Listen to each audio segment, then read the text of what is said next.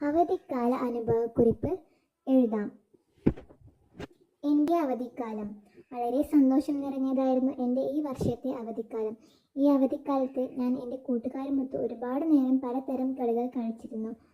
ഈ സമയത്ത് നല്ല ചൂടായിരുന്നു. ചുട്ടുപൊള്ളുന്ന സൂര്യതാപത്താൽ വെന്തിരുകയായിരുന്നു ഇത്തവണത്തെ വേനൽക്കാല അവധി ദിനങ്ങൾ.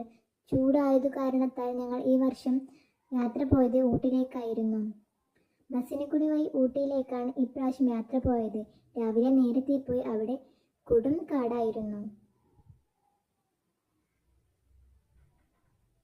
പോകുന്ന വഴികളിൽ പലതരം മൃഗങ്ങളെയും പക്ഷികളെയും ഞങ്ങൾ കണ്ടു.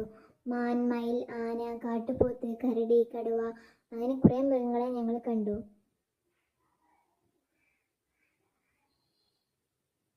അങ്ങനെ ഊട്ടിയിൽ ഞങ്ങൾ 2 ദിവസം താമസിച്ചു. അവിടെ നല്ല തണുപ്പായിരുന്നു.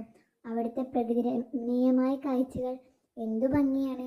പച്ചപ്പ് നിറഞ്ഞ സ്ഥലങ്ങൾ, കാപ്പിത്തോട്ടം, തേയിലത്തോട്ടങ്ങൾ, അതിമനോഹരമായ കാഴ്ചകളായിരുന്നു.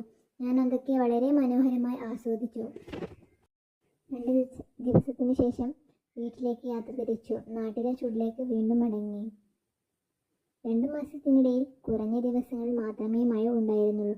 വിഷുവിൻ്റെ സമയത്താണ് മഴ ഉണ്ടായിരുന്നത്. അതിനാൽ തന്നെ അധിക ദിവസങ്ങളും ചുട്ടുപൊള്ളുന്ന ചൂടുള്ള കാലാവസ്ഥയായിരുന്നു അനുഭവപ്പെട്ടത്. അതിവേഗത്തിലാണ് എൻ്റെ ഈ അവധിക്കാലം കഴിഞ്ഞു പോയത്.